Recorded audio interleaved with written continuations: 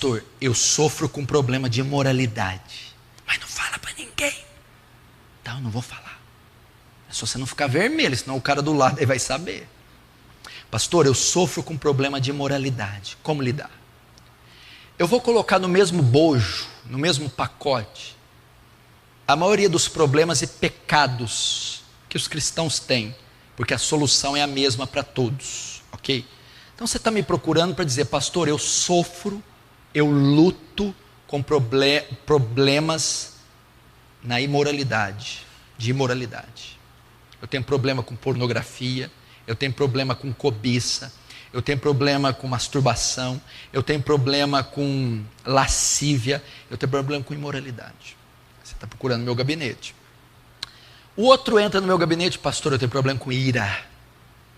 Sou irada, possessiva, briguenta, sou irado, descontrolável, tenho raiva, ódio, rancor. Meu Deus, pastor, como é que eu lido com isso? Pastor, o meu problema não é. O meu problema é que eu sou um desequilibrado emocionalmente. Uma hora eu estou rindo, outra hora eu estou chorando. Eu grito, eu berro, eu choro. Eu sou descontrolado. Eu não tenho domínio sobre minhas emoções. Eu choro, rio, grito. Sou desse jeito. Desequilíbrio emocional, sou uma pessoa compulsiva. Não tenho domínio das minhas emoções. Pastor, eu sou ansioso, afoito. Eu estou procurando o Senhor para dizer como eu venço a ansiedade. Tenho ansiedade, sou afoito, ansioso, me revolvo na cama, não consigo esperar, eu tenho ansiedade. Pastor, eu tenho muito problema com desânimo. Sempre estou abatido, prostrado, muito desanimado. Eu tenho com tristeza. Tenho problema, de vez em quando eu sou pego por uma tristeza aguda. Eu é impulsividade, pastor. Eu falo primeiro, depois penso. Eu sou impulsivo. Enfim, são essas algumas das práticas que muitos têm, dentre outras que eu não citei aqui. Mas eu citei imoralidade, ira, desequilíbrio emocional, ansiedade, desânimo, tristeza, impulsividade. Como eu lido com isso? Eu que tenho uma delas, eu que tenho duas do que o senhor citou, eu que tenho todas. Eu vivo tendo distúrbios psicológicos, emocionais, transtornos, desequilíbrios, pulsões, compulsões, enfim, uma guerra interna, emocional, psicológica, conflitos espirituais, e vão fazendo com que a minha vida oscile. Como que eu lido com isso? Vamos lá. Primeiro, todas essas manifestações são manifestações de um homem ímpio, ok? Se isso é muito comum na sua vida, eu tenho que ser franco. Pode ser que você não tenha nascido de novo, porque não é natural de um crente viver irado. Não é natural de um crente viver com problemas de moralidade. Não é natural a pessoa viver desequilibrada. Não é. Um crente pode ter essas pulsões, pode ter esses surtos? Pode. Mas é a rotina da vida dele isso? Não. Então você deve procurar o quê? Arrependimento. Pedir para Deus transformar você. Porque a ira é oriunda do velho homem. A cobiça é oriunda do velho homem. O desequilíbrio é oriundo do velho homem. A mentira, esses desequilíbrios são oriundos do velho homem. Então, você só vai curá-los sendo transformado, recebendo o Espírito Santo e uma nova natureza. Contudo, se você só lida com isso, como vencer, como lidar com esses fatores? O que a Bíblia diz? Até sentado eu transpiro. Vamos para a resposta bíblica. Olha só, vou te ajudar com esse texto. Romanos 6,14. Pois o pecado não terá mais domínio sobre vós, pois não estão mais debaixo da lei, e sim da graça. Presta atenção. Você aprender isso aqui, você vai aprender, você vai ficar aliviado. Quando alguém se converte, Deus lida com o pecado dele em 3 períodos. O que mata você? É o pecado, não é? O que condena você? É o pecado, não é? Da onde saem essas práticas? Do pecado. O pecado que traz ira, orgulho, lascívia, cobiça, desequilíbrio, depressão. É o pecado. No ato de conversão, Deus concede a você 3 fases com o pecado. 3. Primeiro, Deus vai lidar com a culpa do pecado. Segundo, Deus vai lidar com o poder do pecado. Terceiro, Deus vai lidar com a presença do pecado. Primeiro, Deus lida com a culpa do pecado. Pecados são como crimes, transgressões da lei de Deus.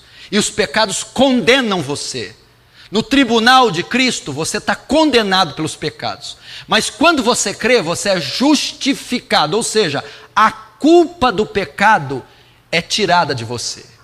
Então, quando você converte, primeiro ele resolve o problema da culpa. Justificados, pois, pela fé, temos paz para com Deus. Quando você crê, a culpa do pecado é tirada. Você não pode mais ser condenado. A culpa foi retirada. Agora, o segundo passo, Deus vai tratar com o poder do pecado. O que é o poder? É a inclinação que nós temos para o pecado. Como ele vai tratar? Deus nos dá o Espírito Santo, que nos regenera. E ele nos dá um dos frutos do Espírito, que chama domínio próprio. Gálatas 5:22. Ok? O que esse fruto nos dá? É o poder que Deus nos dá de exercer autodomínio, de exercer domínio sobre nossas faculdades. É a chamada mortificação do pecado. Por isso Paulo diz: e o pecado não terá mais domínio sobre vós. Agora Deus vai lidar com o poder do pecado. Como o pecado não tem mais domínio sobre mim? Quando o Espírito Santo me regenera, me transforma numa nova criatura, ele passa a habitar em mim. Ele me dá um mecanismo, uma ferramenta, que se chama domínio próprio, ou seja, o poder de dominar meus desejos, o poder de dominar minhas faculdades, o poder de dominar minhas pulsões. Então, como você lida com a ira, com a lascívia, com a cobiça, com o desequilíbrio emocional, com a ansiedade, o desânimo? Você faz uso desse mecanismo chamado domínio próprio. Você tem ele. Quem dá esse mecanismo é o Espírito Santo, ok? Então o que você precisa para dominar a ira? Ter domínio sobre a ira. Para a cobiça, domínio sobre a cobiça.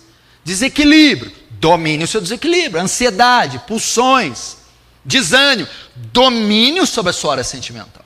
Quem dá domínio a ela? Esse mecanismo, esse fruto, domínio próprio, que todo crente tem. E quem produz esse mecanismo?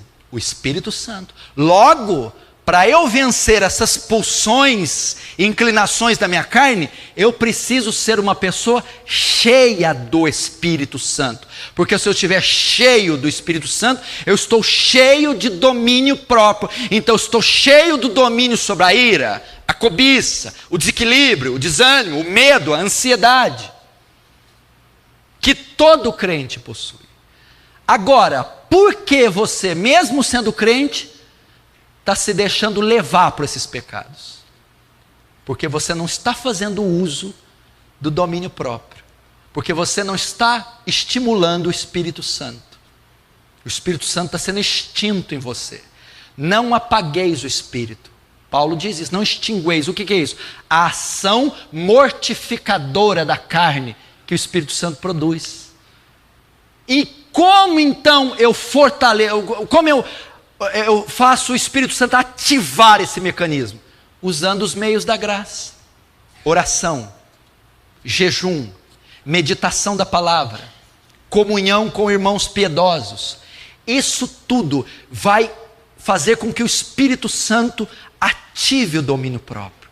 Ou seja, uma vida intensa com Deus, de consagração, os meios da graça, leitura, meditação, memorização da Escritura, oração, jejum, pedir para que o Espírito Santo me encha e pedir para que o Espírito Santo me faça exercer domínio sobre os meus desejos. Por quê? Porque tem uma promessa sobre você. Este pecado não terá mais domínio sobre você.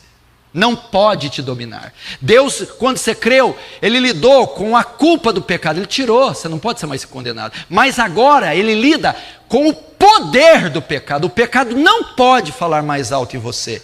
É só você usar o domínio próprio. Agora, pastor, eu sempre vou ter que lutar com isso? Sim, sempre. É normal eu lutar? É. Lutar é pecado? Não. Ser tentado é pecado? Não. Ter os desejos é pecado? Não, não é.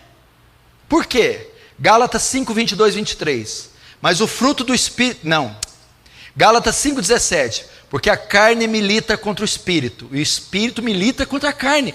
E estes opõem-se um ao outro, para que não façais o que quereis. O que Paulo está dizendo aqui? Existe uma batalha dentro de você, entre a carne e o Espírito. E esses ficam lutando entre si o tempo todo. É assim. A vida cristã é essa. É a carne que quer pecar, quer se inclinar. A carne quer mentir, quer se irar, quer cobiçar, quer se invejar, quer se fofocar, quer se... Sabe? A carne. E o Espírito não, quer restringir, resistir, sufocar, asfixiar. O Espírito quer perdoar, quer amar, se santificar, orar, buscar. E eles ficam neste conflito. E quem vai vencer? Aquele que você alimenta mais. Se você alimenta mais a carne, fica na internet, fazendo fofoca, sensualidade, pornografia, a carne vai prevalecer, então a ira, a imoralidade, a ansiedade vão se manifestar. Se você alimenta o Espírito, santificação, separação, leitura, oração, meditação, o Espírito vai triunfar sobre a carne, logo a ira, as pulsões serão mortificadas. Você exercerá domínio sobre elas, porque você tem o domínio próprio.